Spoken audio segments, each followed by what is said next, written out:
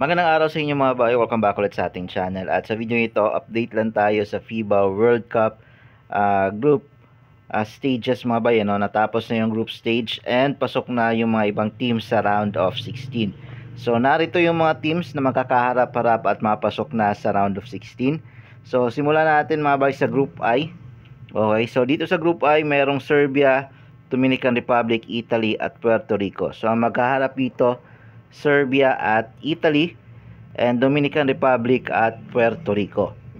Okay, so I think malaking tsansa ng Serbia na pumasok sa quarterfinals kontra sa Italy, at Dominican Republic mukhang easy lang sa kanila itong Puerto Rico. Okay, sa group J naman, nandyan ang USA, Lithuania, Greece at Montenegro.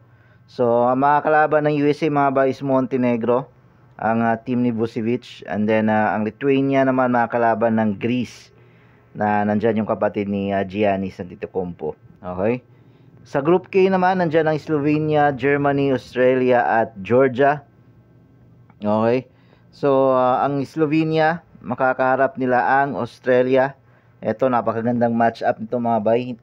It's a 50-50. Hindi natin sigurado kung sinong makakapasok sa quarterfinals. And then Germany kontra sa Georgia naman mga bay. So I think malaking chance ng Germany na umusad sa quarterfinals. And then last group mga bay, Canada, Spain, Brazil at Latvia. Makakalaban naman ng Canada ang Brazil, at ang Spain naman makakalaban ang Latvia. I think kayang-kayang talunin ng Canada yung Brazil, and then yung Spain kayang-kayang talunin yung Latvia. Okay, so kung tatanungin ako yung mga makakapasok sa quarterfinals, I think Serbia, Dominican Republic, USA,